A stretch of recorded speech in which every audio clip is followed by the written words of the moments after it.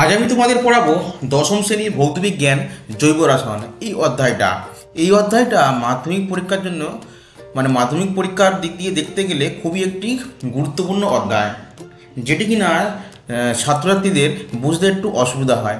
আজ আমি তোমাদের খুব সহজ এবং সরলভাবে বোঝানোর চেষ্টা করব এই অধ্যায়টা।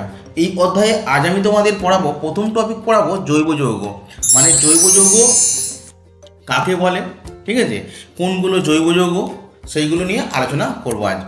তারপরে আমাদের সেকেন্ড টপিক হবে কিনা জৈব যৌগ আবিষ্কার, ঠিক আছে। তাহলে জৈব যৌগ কী হবে, বিজ্ঞানীরা বলেছিল কিনা জৈব যৌগ কিনা ল্যাবরেটরিতে আবিষ্কার করা যায় না, ঠিক আছে। তাহলে কীভাবে বিজ্ঞানীরা ল্যাবরেটরিতে আবিষ্কার করলো সেই সম্বন্ধে আমরা একটু কিছু জানবো।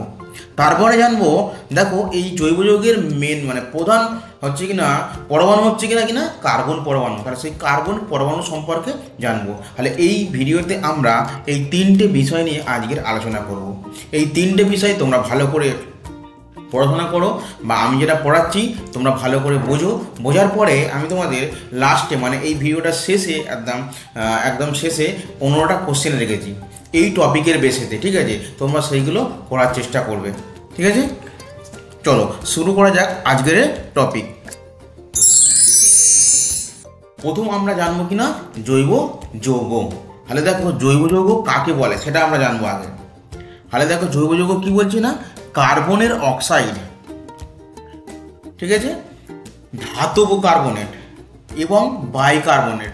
তাহলে স্যার কার্বনের অক্সাইড, ধাতব কার্বনেট এবং বাইকার্বনেট বলতে কী বোঝাচ্ছে একটু পরে তোমাদের বোঝানোর চেষ্টা করছি। তাহলে প্রথমে সংজ্ঞাটা আগে পড়ো কি বলছে কার্বনের অক্সাইড, ধাতব কার্বনেট এবং বাইকার্বনেট, হাইড্রোজেন সায়ানাইড এবং ধাতব সায়ানাইড, এই লবণগুলো এই যেগুলো বললাম এইগুলো ছাড়া কার্বন দ্বারা গঠিত যে যৌগগুলির মধ্যে কার্বন পরমাণুর ক্যাটিনেশন ধর্ম, সমবয়বতা প্রভৃতি বৈশিষ্ট্য দেখা যায় তাদের জৈব যৌগ বলবো। তাহলে কি বলছি ভালো করে বোঝো। তাহলে সমস্ত কার্বন যৌগকেই আমরা কিন্তু জৈব যৌগ বলবো না। তাহলে কাদেরকে বলবো, যারা হচ্ছে কিনা যে সমস্ত কার্বন পরমাণু কি করবে না ক্যাটিনেশন ধর্ম যাবে, ধর্ম বৈশিষ্ট্যটা লক্ষ্য করা যাবে বা দেখাবে। আর কি দেখাবে না, সমবয়বতা। তাহলে এই দুইটি বৈশিষ্ট্য কিন্তু থাকতেই হবে সেই যৌগটার মধ্যে। তারপরে সেই যৌগগুলোকে বলবো আমরা কিনা জৈব যৌগ, ঠিক আছে। আর কি বলেছি দেখো কার্বনের অক্সাইড। তাহলে কার্বনের অক্সাইড বলতে জান স্যার কী বোঝাচ্ছে, দেখো কার্বনের সাথে আমরা বলতে পারি CO2। তাহলে পরীক্ষার সময় তোমাদের দিল যে CO2 একটা কি জৈব যৌগ না অজৈব যৌগ, ঠিক আছে। তাহলে এরকম অপশানে দিতে পারে তোমাদের, এরকম কোশ্চেন আসতে পারে। তাহলে দেখো এই সব বাদ দিয়ে CO2, CO কার্বন মনোঅক্সাইড এই সমস্ত বাদ দিয়ে, বা ধাতব কার্বনেট এই সমস্ত যৌগ বাদ দিয়ে কার্বন দ্বারা যে সমস্ত যৌগগুলো গঠিত হয়েছে সেইগুলো কী কী ধর্ম থাকতে হবে তাদের মধ্যে, আবার ক্যাটিনেশন ধর্ম এবং সমবয়বতা। এই ক্যাটিনেশন ধর্ম এবং সমবয়বতা এই দুটো কী জিনিস আমি অন্য একটা ভিডিওতে তোমাদের বোঝাবো, ঠিক আছে। তোমরা যা শুধু আজকের এইটুকুনি বোঝো। তাহলে জৈব যৌগ হতে গেলে দুটো বৈশিষ্ট্য থাকতেই হবে, একটা হচ্ছে না ক্যাটিনেশন ধর্ম আর একটা হচ্ছে না সমবয়বতা, বা যাকে বলছি কিনা আইজোমার বা আইজোমেরিজম, ঠিক আছে। তাহলে এই দুটো বৈশিষ্ট্য থাকতেই হবে। এবার দেখো যেমন দেখো কার্বনের অক্সাইড, তাহলে এই যৌগগুলো কিনা কার্বনের অক্সাইড, কার্বন মনোঅক্সাইড। তাহলে এটা কি কার্বনের অক্সাইড, কার্বনের সাথে দেখো অক্সিজেন যুক্ত করা আছে। তাহলে এই সমস্ত যৌগগুলো হচ্ছে কিনা জৈব যৌগ, আমরা এদেরকে বলবো না। এসব ছাড়া আর কি, যেমন ধাতব বাইকার্বনেট। ধাতব বাইকার্বনেট কি আছে, CaCO3 ক্যালসিয়াম কার্বনেট, ঠিক আছে। তারপরে তোমার আছে Na2CO3। তাহলে এই সমস্ত এইটা কিনা ধাতব বাইকার্বনেট। এইগুলো সোডিয়াম কার্বনেট আমরা বলবো। তাহলে ক্যালসিয়াম কার্বনেট, সোডিয়াম কার্বনেট, তাহলে এই যেগুলো দেবে এইগুলো হচ্ছে কিনা তোমার জৈব যৌগ নয়। তাহলে দেখো এর মধ্যে কার্বন আছে, তো তাহলে কার্বন থাকলেই যে জৈব যৌগ হবে তা কিন্তু নয়। তারপরে দেখো আরও দেখো, তাহলে দেখো সোডিয়াম বাইকার্বনেট, তাহলে NaHCO3, তাহলে সোডিয়াম বাইকার্বনেট এইগুলো কি আছে জৈব যৌগ নয়, এগুলো কি অজৈব যৌগ। তাহলে এর মধ্যে দেখো কার্বনও আছে আবার হাইড্রোজেনও আছে, ঠিক আছে। তাহলে দেখো দুটো থাকা সত্ত্বেও কিন্তু এটা জৈব যৌগ নয়, আর এটা কি যৌগ না, অজৈব যৌগ। তোমাদের কিন্তু এই অপশানগুলো মানে এই যে আমি উদাহরণগুলো তোমাদের দিয়েছি আমরা, এটা সোডিয়াম কার্বনেট, সোডিয়াম বাইকার্বনেট, তারপর তোমার রয়েছে সোডিয়াম নয়, পটাশিয়াম বাইকার্বনেট, এবারে সোডিয়াম সায়ানাইড এসছে, ঠিক আছে, ক্যালসিয়াম মানে পটাশিয়াম সায়ানাইড, HCN থাকতে পারে। HCN দেখো তোমাদের সংজ্ঞাতেই লেখা রয়েছে, HCN মানে হাইড্রোজেন সায়ানাইড। তাহলে এই সমস্ত যৌগগুলো বাদ দিয়ে, ঠিক আছে, তাহলে এই সমস্ত যৌগগুলো বাদ দেওয়ার পরে যে কার্বনের যৌগগুলো পড়ে থাকবে, যেমন আমরা বলতে পারি C2H4, ঠিক আছে, তারপর তোমার CH4 মানে মিথেন, ইথেন, ইথিলিন, ঠিক আছে, তারপর তোমার অ্যাসিটিলিন, এইসব যৌগগুলো হচ্ছে কিনা জৈব যৌগ। বোঝা গেল? তাহলে তোমরা আমি যে অপশান মানে যে উদাহরণগুলো দিয়েছি, মানে এই সব যে সমস্তগুলো থাকলে তোমার জৈব যৌগ হবে না, কার্বন থাকা সত্ত্বেও এইগুলো জৈব যৌগ নয়, এই উদাহরণগুলো তোমরা কিন্তু মুখস্থ করে রাখবে। বাই চান্স কোশ্চেন দিয়ে মানে দিয়ে দিতে পারে এখান থেকে। বললো যে সোডিয়াম বাইকার্বনেট NaHCO3 এটি কি একটি জৈব যৌগ না অজৈব যৌগ, ঠিক আছে, বা সত্য মিথ্যাও দিতে পারে। তাহলে এখান থেকে কিন্তু MCQ আসতে পারে, সত্য মিথ্যাও আসতে পারে, বা SQ আসতে পারে। বোঝা গেল আশা করি? তাহলে জৈব যৌগ কি? এইবার দেখো রসায়ন বিজ্ঞানের যে শাখায় জৈব যৌগের প্রকৃতি ও ধর্ম, তাহলে বিজ্ঞানের যে শাখায় মানে রসায়ন বিজ্ঞানের যে শাখায় এই জৈব যৌগের প্রকৃতি ও ধর্ম নিয়ে আলোচনা করব তাকে বলবো জৈব রসায়ন। বোঝা গেল? তাহলে জৈব রসায়নটা কি? জৈব রসায়ন হচ্ছে না রসায়ন বিজ্ঞানের যে শাখায় জৈব যৌগের প্রকৃতি ও ধর্ম এইসব নিয়ে আলোচনা করব, সেই শাখাটাকে বলবো জৈব রসায়ন। এবার আমরা জানবো কিনা জৈব যৌগ আবিষ্কার। দেখো আগে কি প্রচলিত ছিল, আগে হচ্ছে কিনা প্রচলিত ছিল, দেখো বিজ্ঞানী কি বলছে, এই 1815 খ্রিস্টাব্দে বিজ্ঞানী বার্জেলিয়াস উনি বলছেন যে উদ্ভিদ ও প্রাণীদেহে উপস্থিত প্রাণ শক্তির, যাকে ইংরাজিতে বলছে ভাইটাল ফোর্স, সাহায্য ছাড়া জৈব যৌগগুলিকে পরীক্ষাগারে প্রস্তুত করা সম্ভব নয়। মানে কি ল্যাবরেটরিতে এই জৈব যৌগ আবিষ্কার করা সম্ভব নয়, মানে প্রস্তুত করা সম্ভব নয়। আর এটা কিভাবে তৈরি হবে? ধরো না এখানে দেখো একটা পাত্র দেখতে পাচ্ছ, এই পাত্রের মধ্যে কিছু পরিমাণ জৈব পদার্থ রয়েছে, সেখানে যে কোনো হতে পারে, মানে তোমার উদ্ভিদ কণা থাকতে পারে বা প্রাণীজ কণা থাকতে পারে, ঠিক আছে। তাহলে এর মধ্যে কোনো একটা জৈব পদার্থ রয়েছে, এই জৈব পদার্থের মধ্যে হচ্ছে কিনা এমন একটা অজানা শক্তি যাকে বলছে ভাইটাল ফোর্স, এই ভাইটাল ফোর্স এসে এই জৈব পদার্থটাকে কনভার্ট করে দেবে কিছু না জৈব যৌগতে পরিণত করে দেবে, ঠিক আছে। তাহলে এইভাবে হচ্ছে কিনা জৈব যৌগ প্রস্তুত করা যায়, আর ল্যাবরেটরিতে প্রস্তুত করা যায় না। তাহলে এটা কে বলতো না বার্জেলিয়াস, বিজ্ঞানী বার্জেলিয়াস বলেছিলেন, ঠিক আছে। তাহলে কিন্তু এটা ভুল প্রমাণিত করে দিয়েছে, ঠিক আছে। তাহলে ভুল প্রমাণিত কে করলো? দেখো পরের স্ক্রিনে তোমরা দেখো, তাহলে ওই যে থিওরিটা দিয়েছিল যে ভাইটাল ফোর্স থিওরি, এটা কিন্তু তোমার বাতিল হয়ে গেছে। তাহলে দেখো ল্যাবরেটরিতেও আবিষ্কার করা যায়। তাহলে দেখো কে বলছে এটা না 1828 খ্রিস্টাব্দে বিজ্ঞানী ভোলার পরীক্ষাগারে অ্যামোনিয়াম সায়ানাইড, তাহলে এটা একটা কি অজৈব পদার্থ, অ্যামোনিয়াম সায়ানাইড কি আছে, এটা অজৈব পদার্থ। এর থেকে কি না ইউরিয়া কি একটা না জৈব যৌগ। তাহলে এই জৈব যৌগ তৈরি করে দেখান যে প্রাণশক্তির সাহায্য ছাড়াই, তাহলে ওই যে একটা বললাম যে অজানা কোনো একটা শক্তি জৈব পদার্থকে কী করবে না জৈব যৌগতে পরিণত করে দেবে, কিন্তু ওই প্রাণশক্তি মানে ওই একটা অজানা শক্তি ছাড়াই আমরা কী করতে পারি না জৈব যৌগ প্রস্তুত করতে পারি। তাহলে এটা ল্যাবরেটরিতে, তাহলে প্রথম কে বা কোন বিজ্ঞানী পরীক্ষার সময় আসতে পারে যে কোন বিজ্ঞানী ল্যাবরেটরিতে জৈব যৌগ আবিষ্কার করেছিলেন বা প্রস্তুত করেছিলেন, তিনি হচ্ছে না বিজ্ঞানী ভোলার। এবার হচ্ছে কি না কোন অজৈব পদার্থ থেকে তৈরি করেছিল, সেটা হচ্ছে না অ্যামোনিয়াম সায়ানাইড। আর হচ্ছে কি না কি না তোমার কোন জৈব পদার্থ প্রথম তৈরি হয়েছিল? না ইউরিয়া। ঠিক আছে, তাহলে এইরকম পরীক্ষা কিন্তু তোমাদের কোশ্চেন আসতে পারে এই টপিকটা থেকে, মানে এইটুকুনি পয়েন্ট থেকে। তোমাদের এই আমি যখন পড়াবো সেই পয়েন্টগুলো বলে দেবো যে কোন কোন পয়েন্ট থেকে কীভাবে কোশ্চেন আসতে পারে, তোমরা ভালো করে ফলো করো। আর আমি লাস্টে 15খানা কোশ্চেন করেছি, এইখান থেকে এই বেসেই তোমার কোশ্চেন আছে, তোমরা ভালো করে পড়ো আর 15খানা কোশ্চেন তোমরা নিজেরা করার চেষ্টা করবে। দেখো সোডিয়াম সায়ানাইড, আলে সোডিয়াম বলছি, অ্যামোনিয়াম সায়ানাইড NH4CNO। আর এই অ্যামোনিয়াম সায়ানাইডকে ল্যাবরেটরিতে উনি কী করলেন, অ্যামোনিয়াম সায়ান নিলেন এবং একটু হিট দিলেন। হিট দিলে কিসে পরিণত হয়ে গেল? না ইউরিয়াতে পরিণত হয়ে গেল। ইউরিয়ার সংকেত কি? না CONH2 তোমরা কিন্তু এই সংকেতটা মনে রাখবে, ইউরিয়ার সংকেতটা। ঠিক আছে, দেখো আবারও দেখো বিজ্ঞানী কোলবে, তাহলে বিজ্ঞানী কোলবে 1845 খ্রিস্টাব্দে এবং বিজ্ঞানী বার্থেলো 1856 খ্রিস্টাব্দে যথাক্রমে অ্যাসিটিক অ্যাসিড। তাহলে বিজ্ঞানী কোলবে হচ্ছে কিনা অ্যাসিটিক অ্যাসিড ল্যাবরেটরিতে আবিষ্কার করেছিলেন। তাহলে বিজ্ঞানী ভোলার ইউরিয়া আবিষ্কার করার পরেই হচ্ছে কিনা তারপরে বিজ্ঞানী কোলবে কি আবিষ্কার করলেন? না অ্যাসিটিক অ্যাসিড আবিষ্কার করলেন। ঠিক আছে, আর হচ্ছে কিনা বিজ্ঞানী বার্থেলো, ঠিক আছে, বা কোনো কোনো বইতে তোমার থাকে বার্থেলেট থাকতে পারে। ঠিক আছে, মানে ওই একই নাম। ঠিক আছে, বার্থেলো বা বার্থেলেট। তাহলে এই বিজ্ঞানী বার্থেলো কী আবিষ্কার করলেন? না মিথেন আবিষ্কার করলেন। তাহলে এখানে দেখো ল্যাবরেটরিতে কোনো প্রাণ শক্তি ছাড়াই, ঠিক আছে, কী করলেন? না ওনারা এই জৈব যৌগগুলো প্রস্তুত করে দেখালেন। তারা দেখো আগে বিজ্ঞানী বার্জেলিয়াস যেটা বলেছিল যে জৈব যৌগ ল্যাবরেটরিতে আবিষ্কার করা যায় না, তাহলে এটা একদম কি ভুল তথ্য। ভুল তথ্যটা প্রমাণ তাহলে কারা করে দিলেন? না বিজ্ঞানী ভোলার প্রথমে প্রমাণ করলেন যেটা ভুল, তারপরে ধীরে ধীরে আরও কে এলো বিজ্ঞানী দুটো? না বিজ্ঞানী কোলবে এলো, আর হচ্ছে কিনা বার্থেলো এলেন।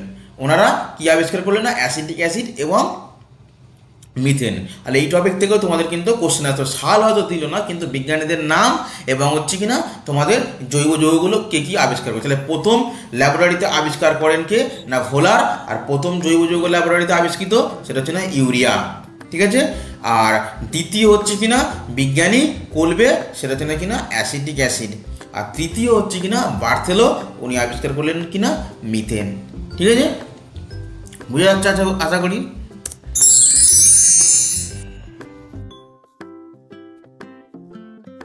এবার দেখো আমরা কি জানবো? না কার্বন সম্পর্কে জানবো। ঠিক আছে, এ দেখো পরবর্তীকালে মানে জৈব যৌগ আবিষ্কার হওয়ার ল্যাবরেটরিতে হওয়ার পরে তারপরে আর এক বিজ্ঞানী এলেন, তার নাম হচ্ছে না ল্যাভোসিয়ে। ঠিক আছে, এবং আরও অনেক বিজ্ঞানী নিশ্চিতভাবে প্রমাণ করেন যে কার্বন সমস্ত জৈব যৌগের মূল উপাদান। তাহলে জৈব যৌগ হতে গেলে ওর মেন উপাদান মানে সেন্ট্রাল অ্যাটম হতে হবে কিনা? না কার্বন। বুঝা গেল? তাহলে সমস্ত যৌগের, সমস্ত জৈব যৌগে, যৌগ নয়, সমস্ত জৈব যৌগের, শুধু যৌগ নয়, ঠিক আছে, সমস্ত জৈব যৌগের মূল উপাদান হচ্ছে কিনা কার্বন। এটা কিন্তু তোমাদের কোশ্চেন আসতে পারে। ঠিক আছে, এইবার কার্বনের সাথে আরও কিছু পরমাণু থাকতে পারে, সেগুলো কি না হাইড্রোজেন, অক্সিজেন, তারপর নাইট্রোজেন, সালফার, ফসফরাস আর হ্যালোজেন। আর হ্যালোজেন স্যার কোনগুলো? হ্যালোজেন হচ্ছে কিনা তোমার 17 পর্যায় সারণীর 17 নম্বর গ্রুপে যে মৌলগুলো রয়েছে, যেমন ফ্লোরিন, ক্লোরিন, ব্রোমিন, আয়োডিন। ঠিক আছে, তাহলে এই সমস্ত যৌগগুলো কার্বনের সাথে যুক্ত হয়ে না জৈব যৌগ গঠন করে। ঠিক আছে, তাহলে কে প্রথম বলেছিলেন বা কে প্রমাণ করেছিলেন যে সমস্ত জৈব যৌগের মূল উপাদান কি? না কার্বন। সেটা প্রথম কে বলেছিল? না ল্যাভোসিয়ে বলেছিলেন। ঠিক আছে, তাহলে এই টপিক থেকে কিন্তু তোমাদের এরকম কোশ্চেন আসতে পারে। তাহলে এইবার দেখো কার্বন, তাহলে কার্বনের চিহ্ন কি দিয়ে প্রকাশ করবো স্যার? আমরা সি দিয়ে প্রকাশ করব। কি দিয়ে প্রকাশ করব? সি দিয়ে কার্বনের চিহ্ন। কার্বনের পারমাণবিক ভর সংখ্যা কত স্যার? কার্বনের পারমাণবিক ভর হচ্ছে কিনা 12। ঠিক আছে, তাহলে কার্বনের পারমাণবিক ভর সংখ্যা 12 এবং হচ্ছে না পারমাণবিক ক্রমাঙ্ক কত? 6। তাহলে আমরা কার্বন সম্পর্ক জানলাম। কার্বন হচ্ছে কিনা কার্বন চিহ্ন আমরা সি দিয়ে প্রকাশ করব। ওর পারমাণবিক ভর কত? না 12, আর পারমাণবিক ক্রমাঙ্ক কত? 6। তাহলে দেখো এই জৈব যৌগের যে মেন উপাদান মানে মূল যে উপাদান, সেই কার্বনটা এতটা মানে গুরুত্বপূর্ণ জৈব যৌগ কেন? সেইটাই হচ্ছে কিনা এই টপিকটা আমি যেটা বোঝাচ্ছি সেটা তোমরা মন দিয়ে বোঝো, আশা করি তোমরা বুঝতে পারবে কেন অতটা ওর গুরুত্বপূর্ণ, মানে অতটা কার্বনটা এতটাই গুরুত্বপূর্ণ কেন জৈব যৌগের ক্ষেত্রে। ঠিক আছে, তাহলে দেখো, আর এই যে পরমাণু ক্রমাঙ্ক, এই পরমাণু ক্রমাঙ্ক হচ্ছে কিনা, আমরা পরমাণু ক্রমাঙ্ক কী কী বলি না, পরমাণু ক্রমাঙ্ক সমান আমরা বলতে পারি যে ওই পরমাণু এই প্রোটন সংখ্যা, কি সংখ্যা না, প্রোটন সংখ্যা ও ইলেকট্রন সংখ্যা। তাহলে হচ্ছে কিনা প্রোটন সংখ্যা, তাহলে কার্বন পরমাণুর প্রোটন সংখ্যা কত 6 এবং ইলেকট্রন সংখ্যা কত না 6। তাহলে এখান থেকে আমরা কি জানলাম যে কার্বনকে আমরা সি দিয়ে প্রকাশ করি, এটা আমরা ছোটোবেলা থেকেই জেনে এসেছি, তাও আজ ফের তোমাদের জানিয়ে দিলাম যে কার্বনকে আমরা সি দিয়ে চিহ্ন দিয়ে প্রকাশ করি। পারমাণবিক ভর হচ্ছে কিনা 12, পারমাণবিক ক্রমাঙ্ক হচ্ছে কিনা 6। এই পরমাণু ক্রমাঙ্ক মানে হচ্ছে কিনা কি প্রোটন সংখ্যা, মানে ওর প্রোটন সংখ্যা কত না 6, ইলেকট্রন সংখ্যা কত 6। তাহলে এমনি যখন তোমার অ্যানায়ন এবং ক্যাটায়ন যখন তৈরি হবে না তার আগে, মানে মানে তোমার নিউট্রাল অবস্থায়, ঠিক আছে, মানে স্বাভাবিক অবস্থায় প্রোটন সংখ্যা যা হয় ইলেকট্রন সংখ্যাও তাই হয়। তাহলে প্রোটন সংখ্যাও 6, ইলেকট্রন সংখ্যাও কত না 6। এবার দেখো আমরা পরবর্তী মানে পরের স্ক্রিনেতে আমরা দেখব ইলেকট্রন বিন্যাস। কার্বনে যদি আমরা ইলেকট্রন বিন্যাস করি কি হয় দেখো,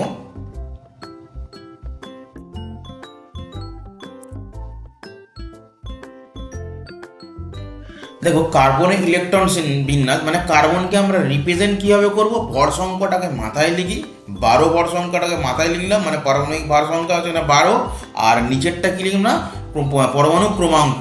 পরমাণু ক্রমাঙ্কটা কী হতে পারে, প্রোটন সংখ্যা আর ইলেকট্রন সংখ্যা। তাহলে ইলেকট্রন বিন্যাস করবো, তাহলে ইলেকট্রন সংখ্যা কত 6 বলেছি, তাহলে 6 আমরা তাহলে ভাঙালে কী পাবো 2 পাবো আর 4 পাবো। স্যার 2 আর 4 কি, মানে দেখো হচ্ছে কিনা যদি এটা নিউটনের নিউটন বলছি পরমাণু যদি নিউক্লিয়াস এটা যদি হয়, এই নিউক্লিয়াসের মধ্যে থাকে প্রোটন থাকে আর নিউট্রন থাকে। তাহলে প্রোটন হচ্ছে কিনা 6টা, স্যার নিউটন কত, নিউটনের সব সূত্র কি আমরা জানি না ভর সংখ্যা মাইনাস প্রোটন সংখ্যা। ঠিক আছে, তাহলে 12 থেকে 6 বাদ দিলে তাহলে কত পাবো আমরা না 6। তাহলে নিউটনও 6 আর প্রোটন সংখ্যাও 6। তাহলে এইবারে এই যে নিউক্লিয়াস, এই নিউক্লিয়াসের বাইরে কি থাকে না ইলেকট্রনগুলো অবস্থান করে। তাহলে এর প্রথম কক্ষ এইটা। তাহলে এই প্রথম কক্ষে হচ্ছে কি না কার্বনের কটা ইলেকট্রন থাকবে না 2টো ইলেকট্রন থাকে। তাহলে কার্বনের প্রথম কক্ষে বা ফার্স্ট সেলে হচ্ছে কি না কটা ইলেকট্রন থাকে 2টো ইলেকট্রন। তারপরে হচ্ছে কি না কটা থাকবে, তারপরে হচ্ছে কি না 8টা থাকতে পারে, কিন্তু কার্বনের ক্ষেত্রে স্যার এখানে 8 নেই, 4টে আছে। তাহলে 4টে ইলেকট্রন এখানে থাকবে। তাহলে সেকেন্ড সেলে আমাদের কার্বনের কটা ইলেকট্রন থাকবে, তাহলে 4টে ইলেকট্রন থাকে। তাহলে কার্বনের সর্ববহিস্থ কক্ষে কটা ইলেকট্রন উপস্থিত না 4টে ইলেকট্রন সে উপস্থিত। তাহলে দেখো আমরা জানি কোনো পরমাণু কি চায় না সে সুস্থিত অবস্থায় থাকতে চায়। সুস্থিত অবস্থায় মানে স্যার সে কিনা আমাদের যে পর্যায় সারণীর যে 18 নম্বর গ্রুপ আছে সেই 18 নম্বর গ্রুপে যে মৌলগুলো অবস্থান করে তাদের নোবেল গ্যাস বলা হয় বা নিষ্ক্রিয় গ্যাস বলা হয়। স্যার নিষ্ক্রিয় গ্যাস কেন ওদের বলা হয়, কারণ হচ্ছে কি না ওরা কোনো বিক্রিয়ায় অংশগ্রহণ করে না, 2-1টা শুধু ব্যতিক্রম আছে, সেইগুলো তোমাদের এখন না জানলেও চলবে। ঠিক আছে, তাহলে তাদেরকে তাই জন্য ওদেরকে বলছে নিষ্ক্রিয় গ্যাস, কোনো বিক্রিয়ায় অংশগ্রহণ করে না বলে নিষ্ক্রিয় গ্যাস। মানে ওরা সুস্থিত অবস্থায় থাকতে চায়, মানে ওরা কোনো ঝামেলায় যেতে চায় না। ঠিক আছে, তাহলে ওদের ইলেকট্রন বিন্যাস মানে নিষ্ক্রিয় গ্যাস বা নোবেল গ্যাসের ইলেকট্রন বিন্যাস করে দেখা গেল যে সর্ববহিস্থ কক্ষে 8টা ইলেকট্রন অবস্থান করে, তাই জন্য ওরা কিনা সুস্থিত 8টা অথবা 2টো। তাহলে কি, তাহলে কোনো পরমাণু যদি সুস্থিত হতে চায় তার সর্ববহিস্থ কক্ষে সে 8টা ইলেকট্রন পূর্ণ করতে চাইবে, অথবা সে কী করবে না তার সর্ববহিস্থ কক্ষে 2টো ইলেকট্রন সে পূর্ণ করতে চাইবে। ঠিক আছে, তাহলে 8টা সর্ববহিস্থ কক্ষে 8টা ইলেকট্রন অথবা 2টো ইলেকট্রন থাকলে সেই পরমাণুগুলো কি হবে না সুস্থিত পরমাণু হবে। ঠিক আছে, তাহলে এই কার্বন হচ্ছে কি না কি কার্বন তড়িৎ ঋণাত্মকও নয় আর তড়িৎ ধনাত্মক, মানে তীব্র তড়িৎ ঋণাত্মকও নয় আর তীব্র তড়িৎ ধনাত্মকও নয়। ঠিক আছে, তাই জন্য এ সর্ববহিস্থ কক্ষে 4টে ইলেকট্রন সে কী করতে পারে, গ্রহণ করতে পারবে, তাই তো। তাহলে গ্রহণ করলে 8টা পূরণ হয়ে যাবে। তাহলে 8টা পূরণ হয়ে গেলে ও অ্যানায়ন উৎপন্ন করবে, কিন্তু ও পারবে না, কার্বন সেটা পারে না। ঠিক আছে, বা 4টে ইলেকট্রন হচ্ছে কিনা সে বার করে দিলে তার সর্ববহিস্থ কক্ষে কটা ইলেকট্রন হয়ে যাবে না, 2টো ইলেকট্রন হয়ে যাবে। তখন তাহলে সে সুস্থিত হবে, কিন্তু সে তাও পারবে না। কারণ কি স্যার পারবে না? কারণ ও যদি 4টে ইলেকট্রন ও সর্ববহিস্থ কক্ষে গ্রহণ করে তাহলে কি হবে না স্যার, ও কার্বন পরমাণুর যে কক্ষপথ সেটা খুবই ছোট। আর সেই কক্ষপথে আমরা যদি ইলেকট্রন যদি প্রবেশ করাই, কি প্রবেশ করে স্যার, ইলেকট্রন যদি সে গ্রহণ করে, তাহলে দেখো যদি 4টে ইলেকট্রন গ্রহণ করে তাহলে বহিস্থ কক্ষে কটা ইলেকট্রন হয়ে যাবে স্যার, 8টা ইলেকট্রন হয়ে যাবে। আর ওর নিউক্লিয়াসে প্রোটন সংখ্যা স্যার কটা আছে, প্রোটন সংখ্যা 6টা আছে। আর বাইরের কক্ষে কটা আছে, 8টা। আর ভেতরের কক্ষে 2টো। তাহলে মোট ইলেকট্রন সংখ্যা তাহলে কার্বনের কটা হয়ে গেল স্যার, 10টা হয়ে গেল না। আর প্রোটন সংখ্যা তো যা ছিল তাই সেমই আছে, 6টা ছিল। আর ওই 6টা প্রোটন সংখ্যা ওই 10টা ইলেকট্রনকে সে আগড়ে ধরে রাখতে পারবে না। ঠিক আছে, মানে টেনে আকর্ষণ করে রাখতে পারবে না। ঠিক আছে, তাই জন্য সে মানে কার্বন 4টে ইলেকট্রন গ্রহণ করতে পারবে না। ঠিক আছে, এইবারে দেখো, এবার তোমাদের মনে হতে পারে স্যার তাহলে স্যার কার্বন 4টে ইলেকট্রন বের করে দেবে, বের করতে সর্ববহিস্থ 2টো রাখবে, 2টো ইলেকট্রন রাখবে, 2টো রাখলেও তো সুস্থিত হবে। কিন্তু ওরা তাও পারবে না। কারণ কি স্যার, দেখো ইলেকট্রন বের করতে গেলে আমাকে কি করতে হবে না, এনার্জি দিতে হবে। ঠিক আছে, তাহলে আমরা যদি এনার্জি দিই সর্ববহিস্থ কক্ষে যদি এনার্জি, তাহলে একটা ইলেকট্রন আমরা বের করলাম। ঠিক আছে, তাহলে একটা যদি ইলেকট্রন আমরা যদি বের করে দিই, তাহলে দেখো সর্ববহিস্থ কক্ষে 3টে ইলেকট্রন আছে আর ভেতরের কক্ষে 2টো। তাহলে মোট ইলেকট্রন সংখ্যা 5টা হলো। তাহলে প্রথম এনার্জিটা দিলাম, কিছু এনার্জি দিলাম, একটা বেরিয়ে গেল। কিন্তু দ্বিতীয় ইলেকট্রনটা যখন বের করতে চাইবো তখন আমাকে ওই যে এনার্জিটা দিয়েছিলাম তার থেকে আমাকে বেশি পরিমাণে এনার্জি আমাকে দিতে হবে। কেন স্যার দিতে হবে? কারণ হচ্ছে কিনা দেখো, এই নিউক্লিয়াসের প্রোটন সংখ্যা তো 6টাই থাকবে, ওর কোনো হেরফের হচ্ছে না। তাহলে বাইরের কক্ষে দেখো, মানে ওই ইলেকট্রনে একটা যদি বার করে তাহলে কটা ইলেকট্রন হলো, 5টা ইলেকট্রন। তাহলে দেখো ওই প্রোটন 6টা প্রোটন, এর 5টা ইলেকট্রনকে কী করবে, সে আরও বেশি আকর্ষণ করে রেখে দেবে। তাহলে কী হবে, তাহলে আরেকটা ইলেকট্রন যখন বের করতে হবে তখন কী হবে, বেশি পরিমাণ শক্তি দিতে হবে। তাহলে ফের যদি আমরা বের করতে যাই 3 নম্বর ইলেকট্রনটা, তাহলে আরও বেশি শক্তি দিতে হবে। তাই জন্য কী হবে না, কার্বন ইলেকট্রন সে দেবেও না আর নেবেও না। তাই জন্যে আমরা বলতে পারি কার্বন ক্যাটায়ন এবং অ্যানায়ন গঠন করে না। তোমাদের কিন্তু প্রশ্নের পরীক্ষার সময় আসতেই পারে, কার্বন কেন ক্যাটায়ন এবং অ্যানায়ন গঠন করে না। ঠিক আছে, দেখো আমি তোমাদের লিখেও রেখে রেখেছি, এটা তোমরা এটা টুকে নিতে পারো বা স্ক্রিনশট মেরে নিতে পারো। তাহলে কী বলছি দেখো, কার্বন পরমাণু সর্ববহিস্থ কক্ষে একটি ইলেকট্রন থাকায় অষ্টক পূর্তির জন্য আরও 4টি ইলেকট্রন দরকার। এখানে একটু ভুল লেখা আছে, কার্বন পরমাণু সর্ববহিস্থ কক্ষে ওটা এটি নয়, ওটা 4টি হবে। 4টি, যেটা তোমরা ঠিক করে নেবে কেটে। 4টি ইলেকট্রন থাকায় এর অষ্টক পূর্তির জন্য আরও কটা ইলেকট্রন দরকার, 4টে দরকার। তাহলে কার্বন তীব্র তড়িৎ ধনাত্মক নয় বা তীব্র তড়িৎ ঋণাত্মক মৌলও নয়। তাই কার্বন পরমাণু সর্ববহিস্থ কক্ষে 4টি ইলেকট্রন বর্জন করে C+4 আয়নে, মানে হচ্ছে কিনা ক্যাটায়নে, বা সর্ববহিস্থ কক্ষে 4টি ইলেকট্রন গ্রহণ করে C-4 মানে অ্যানায়নে পরিণত হওয়ার প্রবণতা দেখায় না। তাহলে এরা হতে পারবে না। কারণ কি হতে পারবে না কেন স্যার, আমি তোমাদের রিজন এক্ষুনি বললাম।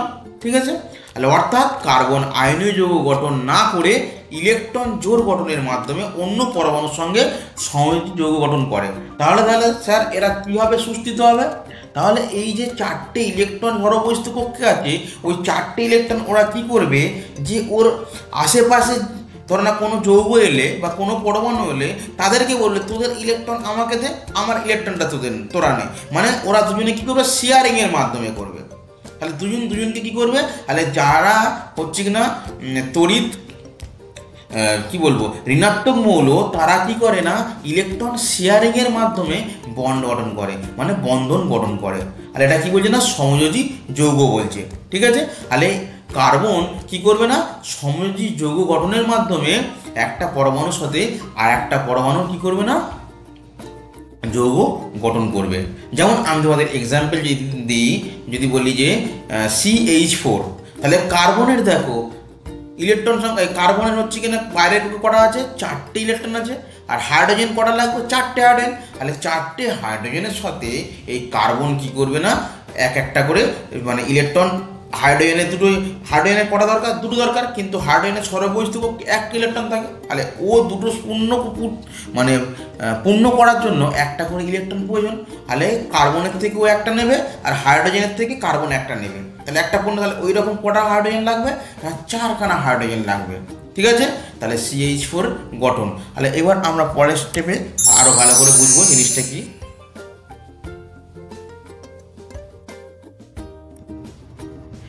দেখো 4টি এক বন্ধন দ্বারা হচ্ছে কিনা কার্বন কি করতে পারে না, তার সমযোজী যৌগগুলো, মানে ওই যে 4টে বন্ধন গঠন করতে পারে, সে কি করতে পারে না, 4টি এক বন্ধনের দ্বারা, মানে সিঙ্গেল বন্ডের দ্বারা কার্বন যৌগ গঠন করতে পারে। তাহলে এই যে সিঙ্গেল বন্ধনগুলো তোমরা দেখতে পাচ্ছ 4খানা, ঠিক আছে, এই 4খানাতে তোমাদের একটাতে হাইড্রোজেন থাকতে পারে, একটাতে ক্লোরিন থাকতে পারে, আর দুটোতে তোমাদের আর বাদ বাকিগুলো হাইড্রোজেন থাকতে পারে। তাহলে কি, যে মানে আমরা এখান থেকে বুঝলাম যে কার্বনের যোজ্যতা হচ্ছে কিনা 4, কার্বন 4টে হাত, এই 4টে হাতের দ্বারা সে কি করবে না, সমযোজী যৌগ গঠন করবে।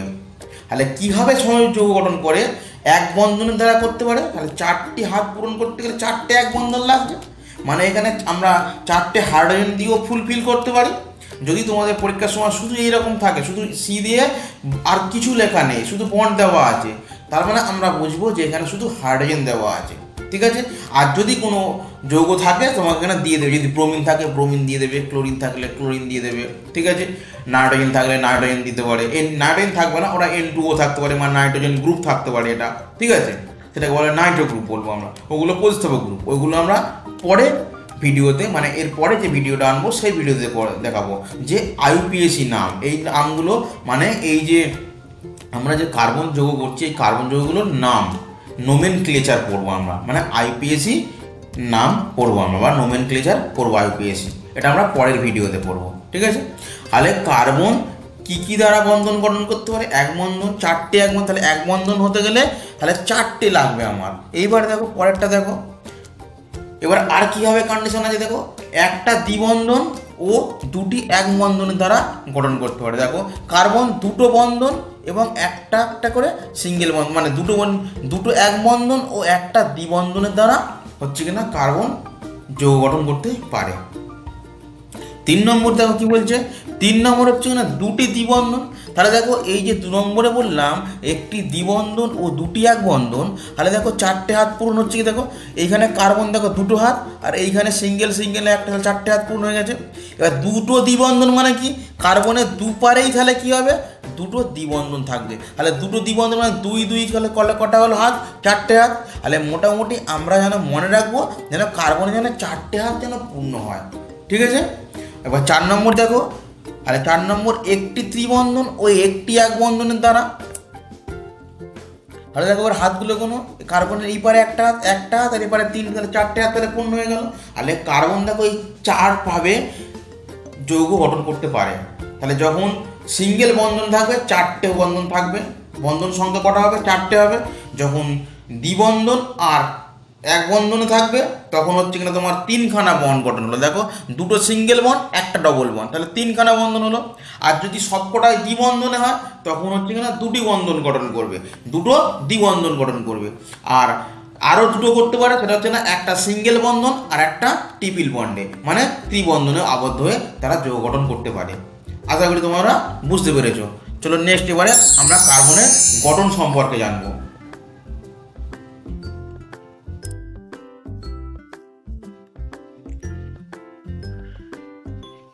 দেখো 1874 খ্রিস্টাব্দে বিজ্ঞানী ভ্যান ডক ও লাবেল, বিজ্ঞানী দুটোর নাম তোমরা মুখস্থ রাখবে। ঠিক আছে, তাহলে 1874 খ্রিস্টাব্দে বিজ্ঞানী ভ্যান ডক ও লাবেল কার্বন গঠিত কিছু জৈব যৌগের ধর্ম সংক্রান্ত পরীক্ষালব্ধ ফলাফল ব্যাখ্যা করার জন্য কার্বনের যোজ্যতার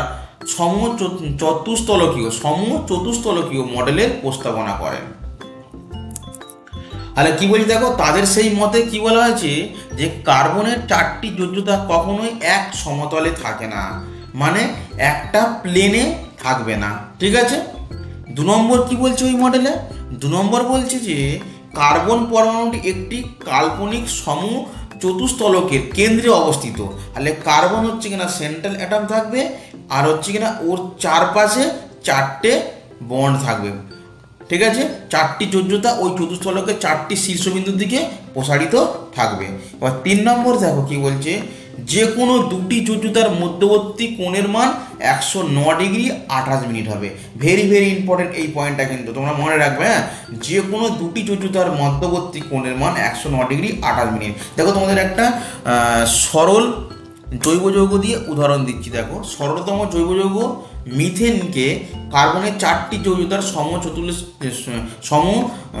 চতুস্তলকীয় বিন্যাস চিত্রে দেখানো হয়েছে। এই ছবিটা দেখো আবার কি বলছে, ছবিটা দেখলে তোমরা ক্লিয়ার হয়ে যাবে। তাহলে কার্বনটা দেখো, কার্বন হচ্ছে না সেন্ট্রাল অ্যাটম, মানে কেন্দ্রীয় পরমাণু আছে। এবার তার চারপাশে দেখো 4টে হাইড্রোজেন বন্ধন আছে। তাহলে হাইড্রোজেন কিন্তু দেখো এরা কিন্তু এই হাইড্রোজেন, একটা হাইড্রোজেন আর একটা হাইড্রোজেনের সাথে কিন্তু 90 ডিগ্রি করে থাকবে না, মানে সমতলে কিন্তু থাকবে না। ঠিক আছে। তাহলে এরা কি থাকবে না, এরা হচ্ছে কিনা 100, এই যে কার্বন, এই হাইড্রোজেন কার্বনের সাথে যে হাইড্রোজেন আর হাইড্রোজেন যে বন্ধন করে রয়েছে, প্রতি কোটা 4টে হাইড্রোজেন নিই, প্রতি কোটা কোণই কী রয়েছে না তোমার 109 ডিগ্রি 28 মিনিট করে থাকবে। তাহলে প্রতি কোটা হাইড্রোজেন, মানে কার্বনের সাথে হাইড্রোজেন হচ্ছে কিনা অ্যাঙ্গেলটা কত, 109 ডিগ্রি 28 মিনিট। ঠিক আছে, এটা তোমরা কিন্তু মনে রাখবে, এটা ভেরি ভেরি ইম্পর্টেন্ট। আশা করি তোমরা বুঝতে পেরেছো। আর যদি আমার ভিডিওটি তোমাদের ভালো লেগে থাকে তাহলে তোমরা আমার চ্যানেলটিকে সাবস্ক্রাইব করতে পারো। আমার চ্যানেলের নাম মাধ্যমিক ভৌতবিজ্ঞান কুইজ ঘর, এবং তোমার বন্ধুদের মধ্যে শেয়ার করতে পারো।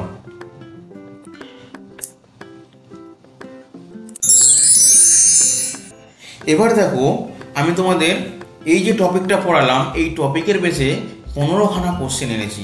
এই 15খানা কোশ্চেন তোমরা নিজেরা করবে। ঠিক আছে, যদি না পারো তোমরা ভিডিওটা ফের রিক্যাপ করে আগে ফের দেখে নেবে, মানে পড়ে নেবে বা বুঝিয়ে নেবে, নিয়ে তারপরে কোশ্চেনগুলো অ্যাটেন্ড করবে। তবুও যদি না তোমরা পারো, তাহলে তোমরা আমার টেলিগ্রাম গ্রুপে এই কোশ্চেনের অ্যান্সার সমেত তোমরা পেয়ে যাবে, এবং ফুল নোটটা, মানে আজকে যেটা পড়ালাম ফুল নোটটা তোমরা পিডিএফ আকারে পেয়ে যাবে। তোমরা সেই ফোনের পিডিএফটা ডাউনলোড করে তোমরা ফোন থেকেও পড়তে পারো, বা তোমরা প্রিন্ট আউটও করে নিতে পারো যে কোনো সাইবার ক্যাফে থেকে। ঠিক আছে। আরে চলো, প্রথম প্রশ্ন দেখো। আমি প্রশ্ন বলছি না, ভিডিওটা অনেক বড় হয়ে যাবে, আমি জাস্ট একটু করে তোমাদের সময় দিচ্ছি, তোমরা স্ক্রিনশট মেরে নেবে। ঠিক আছে, বা তোমরা নোট ডাউন করে নেবে, বা পজ করে তোমরা উত্তরগুলো দেওয়ার চেষ্টা করবে। পরীক্ষাতে, তোমাদের মাধ্যমিক পরীক্ষাতে বা তোমাদের স্কুলে যে ক্লাস টেস্ট হয়, সেই ক্লাস টেস্টে বা তোমার মাধ্যমিক পরীক্ষা কিন্তু এই প্যাটার্নেরই কোশ্চেন তোমাদের আসবে। ঠিক আছে, এটা তোমাদের ফার্স্ট কোশ্চেন। এবার সেকেন্ড কোশ্চেন দেখো। আমি তোমাদের কিন্তু সময় খুব অল্প, তোমরা পজ করে দেখবে বা স্ক্রিনশট মেরে নেবে। ঠিক আছে, এটা সেকেন্ড কোশ্চেন। এবার থার্ড কোশ্চেন দেখো।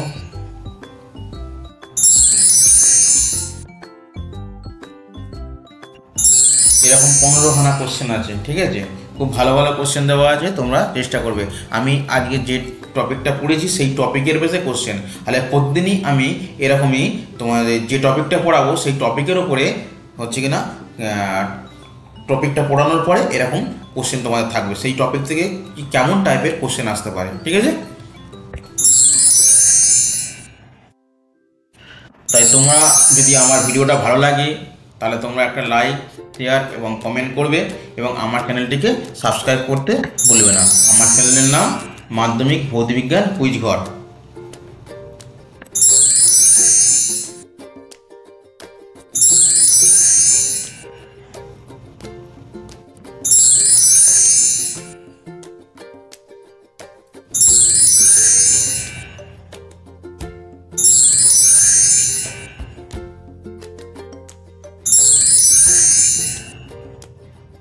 আশা করি তোমরা প্রত্যেকটা কোশ্চেনই পারবে। পুরো টপিকটা যদি মন দিয়ে পড়ো তাহলে আশা করি তোমরা একটাও কোশ্চেন তোমাদের বাদবে না। আর যদি তোমরা না পারো তাহলে তো বললাম তাহলে আমার টেলিগ্রাম গ্রুপে জয়েন হয়ে যাবে বা টেলিগ্রাম চ্যানেলে জয়েন হয়ে যাবে। এই ভিডিওর ডেসক্রিপশান বক্সে আমার টেলিগ্রাম চ্যানেলের লিঙ্ক দেওয়া থাকবে, সেখানে ঢুকে তোমরা জয়েন হয়ে যাবে। তাহলে ওইখানে পিডিএফটা দেওয়া থাকবে, তোমরা ডাউনলোড করে নিতে পারো, মানে ফুল পিডিএফটা দেওয়া থাকবে। এবারে নেক্সট ভিডিওতে আমরা এই যে যৌগ যৌগগুলো বললাম, এই ইথেন মিথেন এইগুলোর হচ্ছে কিনা কী করবো না, আমরা নামকরণ শিখবো পরের নেক্সট ভিডিও। আমি প্রতিদিনই তোমাদের ঠিক সন্ধ্যা 6টার সময় করে ভিডিও আপলোড করব, ঠিক আছে? তোমরা ভিডিওটা ফলো করবে। এই ফলো করার জন্য আমার কী করতে হবে, আমার চ্যানেলটাকে তোমাদের সাবস্ক্রাইব করতে হবে।